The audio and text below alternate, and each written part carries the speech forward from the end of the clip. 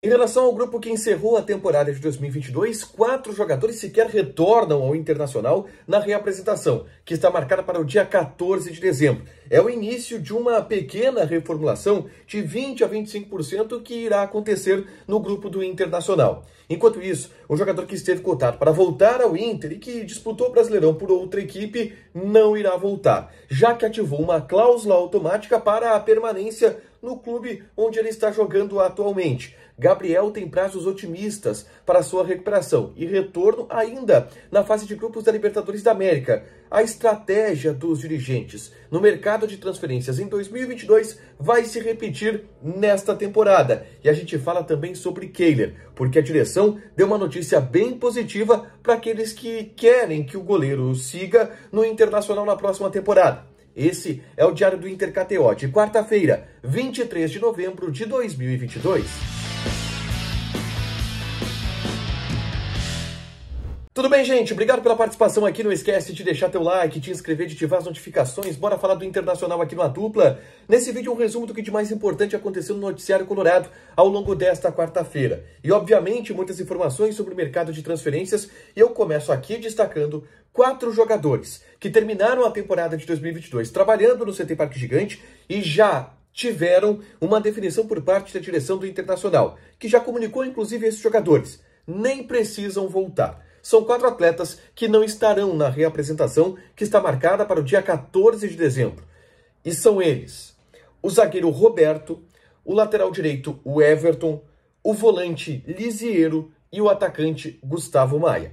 O Everton, devolvido ao Red Bull Bragantino após término do contrato de empréstimo. Lisiero retorna ao São Paulo também depois de término do contrato de empréstimo. Gustavo Maia volta para o Barcelona. E o Roberto encerra o seu contrato e fica livre no mercado. E o que isso tem de importante?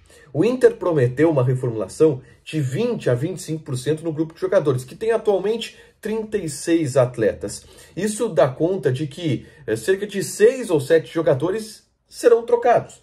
6 ou 7 irão sair para a chegada de mais 6 ou 7. E dessa lista de 6 ou 7 que devem sair, já foram 4. É óbvio que tem alguns jogadores que o Inter não controla. Por exemplo, o Johnny pode ser vendido, o Maurício pode ser vendido, o Edenilson pode ser vendido.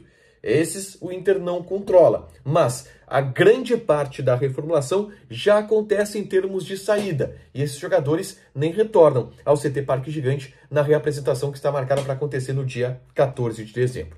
E ainda na linha do mercado de transferências e da reformulação que vai acontecer no mercado e no elenco do Internacional, eu, durante o fim do ano de 2022, durante o fim da última temporada, trouxe aqui a informação de que o Inter estava contando com o retorno do Bruno Gomes, volante que disputou o Campeonato Brasileiro pelo Coritiba, ou parte dele pelo Coritiba, e que o Inter viu um destaque desse jogador pelo Coritiba e, olha, dá para contar com esse cara para a próxima temporada.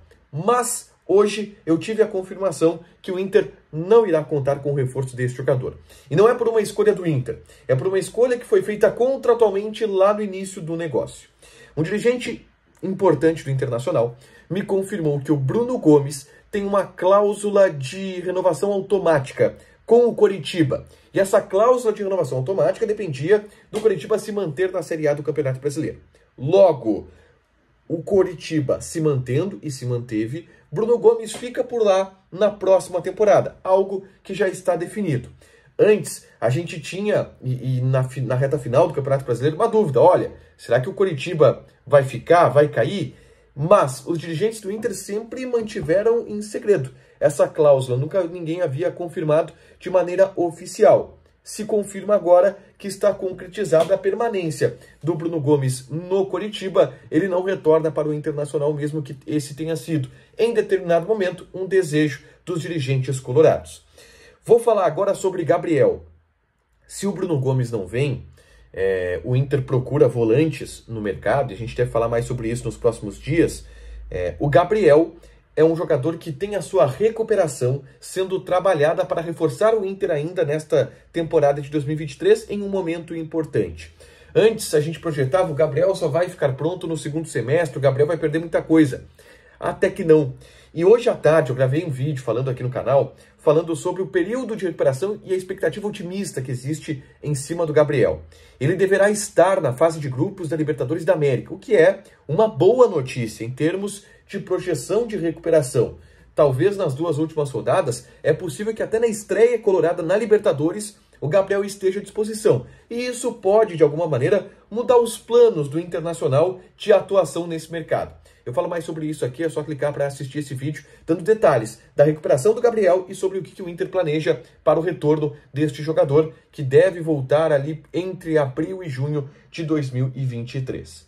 Eu gravei na tarde desta quarta-feira também um vídeo falando sobre a estratégia do Internacional no mercado de transferências. Pô, já é 23 de novembro, 24 de novembro, e a gente não viu ainda um ataque mais forte da direção do Internacional ao mercado de transferências. A gente não viu os dirigentes do Internacional sinalizando algum tipo de contratação grande.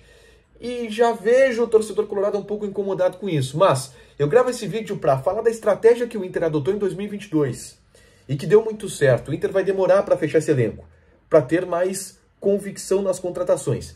Deu certo em 2022. Cabe confiar para 2023. Eu falo sobre isso aqui, é só assistir. Para fechar, eu vou repercutir uma informação do Globoesporte.com, que conversou com William Thomas, diretor executivo de futebol do Internacional, nessa quarta-feira, que afirmou ao Globoesporte.com que Kehler não recebeu ainda propostas oficiais do Vasco da Gama. E a gente tem pela primeira vez uma manifestação oficial do Inter sobre a possibilidade de venda desse jogador e as sondagens que a gente sabe que existem nos bastidores do Vasco da Gama. William Thomas afirmou que o Inter não recebeu proposta, que o Kehler é um jogador titular, que está dando retorno técnico e que não é a tendência, não é desejo do Internacional negociar este jogador.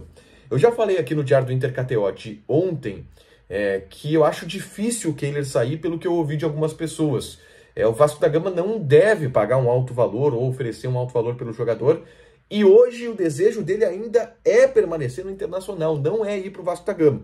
Então, por mais que o Vasco esteja tentando, e parece ser o sonho de consumo dos dirigentes vascaínos, o Kehler, eu acho difícil essa negociação sair. E existiu uma sinalização positiva vinda do William Thomas, dirigente do Internacional, pessoal do Globoesporte.com, e isso é importante, tá?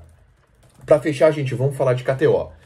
Hoje, quinta-feira, dia de seleção brasileira em campo contra a Sérvia, às 4 horas da tarde. Mas, na tarde e noite de quarta-feira, eu participei do podcast Palpitando com o Diogo Rossi, com o Calvin, e eu falei que a minha aposta ela não é tão positiva, tá? Para a seleção brasileira. Eu acho a Sérvia um time perigoso, com bons jogadores e que tem um centroavante em grande fase. Eu falo de Vlahovic, que tem um anytime goal pagando 4.2, 4.21.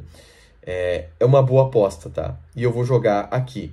Então, Vlahovic, a qualquer momento, pagando 4.20 é a minha aposta. Mas eu vou passar aqui também as odds dos outros jogos dessa quarta-feira. Já cedinho, 7 horas da manhã, tem Suíça e Camarões. Odd da Suíça, 1.75. Odd do Camarões, 3.5. Aliás, odd do empate, 3.5. Odd de Camarões, 5.5. Aqui é jogo de empate, tá? Esquece. 3.5 a odd. Uruguai e Coreia do Sul às 10. Vitória do Uruguai, 1.72. Empate 3.6 e vitória da Coreia do Sul 5.5. Aqui eu vou de ambos marcam, tá pagando 2.22. Portugal e Gana 1.42, tá pagando Portugal, 4.75 tá pagando o empate e 8 tá pagando Gana. Aqui vale no Special Players, tá? Especiais de jogadores, porque se tu jogar aqui o Cristiano Ronaldo vai marcar 2 ou mais gols, tá pagando 5.7. E é essa odd aqui que eu vou me jogar. E no Brasil e Sérvia, eu já falei que vou apostar no gol do Vlahovic, mas eu vou passar as odds aqui. 1.45 a odd do Brasil, 4.75 a odd do empate, 7 a odd da Sérvia. Joga lá na KTO, te registra, coloca o cupom ADUPLA que tu ganha 20% de bônus em cima do teu primeiro depósito. Fechado? Deixa teu like, te inscreve, ativa as notificações que vai ter mais conteúdo aqui no canal. Beijo!